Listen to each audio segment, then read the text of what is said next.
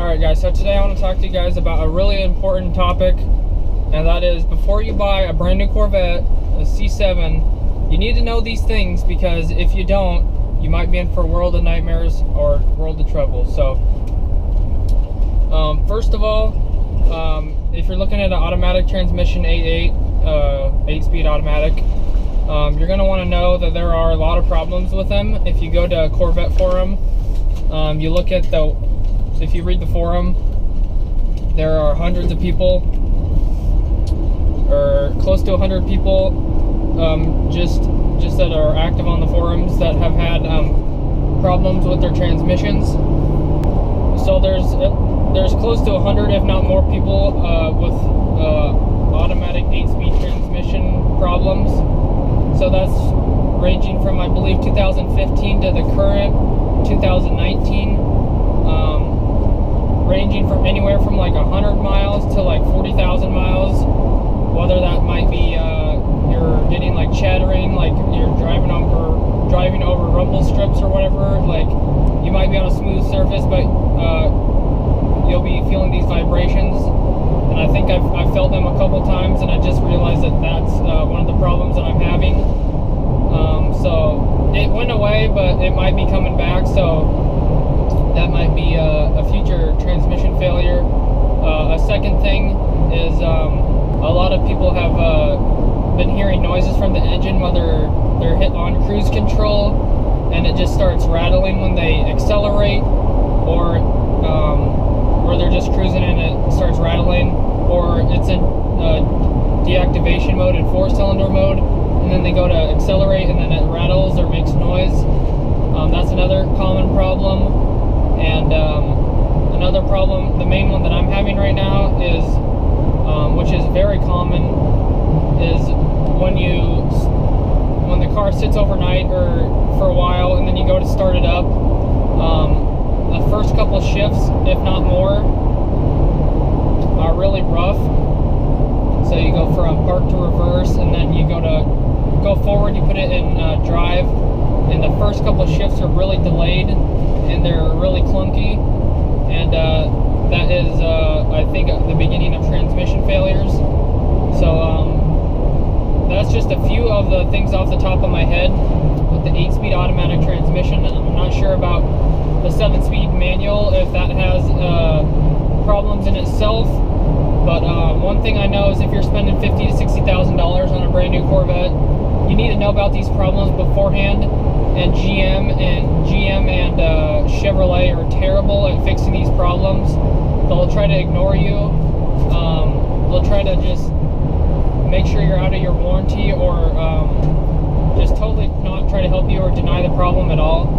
So if you're thinking about getting an automatic Corvette transmission, C7, I would totally avoid it. It's really scary to think that all your money that you spent could go down the drain. Not really, but to replace a transmission that might not even fix the problem is probably going to be like $4,000 to $7,000, I would assume, for at least a transmission and maybe a transfer casing or whatever kind of other parts that you need to fix that, let alone the labor. And then your car is going to be gone like probably like 2 to 6 weeks at least. I mean, my car's been gone for a week, and they can't even diagnose the problem of the sluggish start, and it's been gone a week. And literally, they've done nothing for me. They can't even identify the problem, let alone fix the problem, if there is one. I know my other friend, One Brain 4 Wheels, he had this problem. He took it to his, and he got his transmission controller module updated, which is like a computer fix for the transmission, which is what I was hoping I was going to get. That's what I scheduled for a couple Thursdays ago. And I went to take it in, and they literally like, we can't do this, we need it overnight, which they didn't tell me on the phone. So I was really upset about that. Scheduled the appointment for Monday, last Monday, a week ago. And so they've had it, and they can't diagnose the problem, so they can't fix it, whether they literally the problem is gone, or they're just denying it, or don't want to fix it. It's really just a nightmare.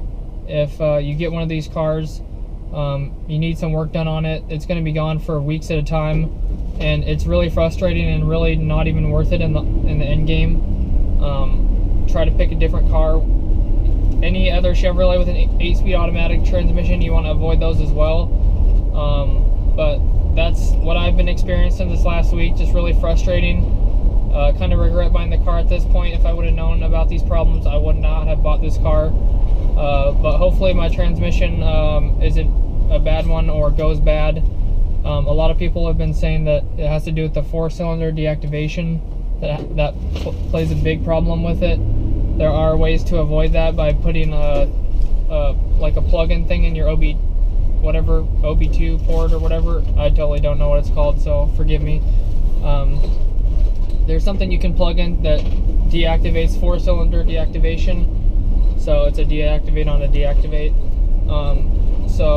Some people say that works and they haven't had a problem, but then again, they haven't had their cars that long or many years.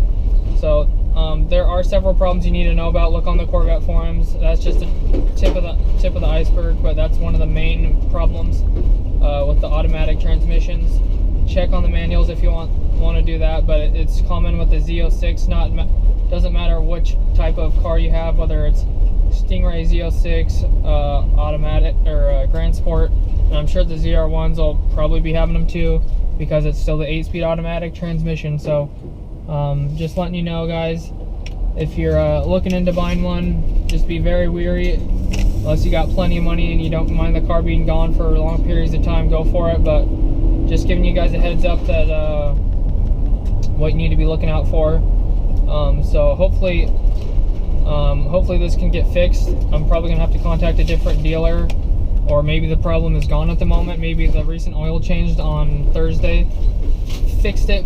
I don't remember when I took it into the dealer on Monday if it disappeared or not, but I'm pretty sure it was still there.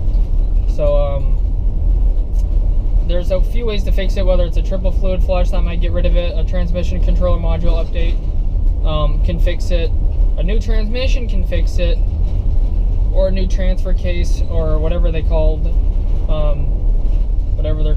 I think it's a transfer case, but it might be like the torque converter or something, I'm not sure. So there's like 4 different ways to fix it.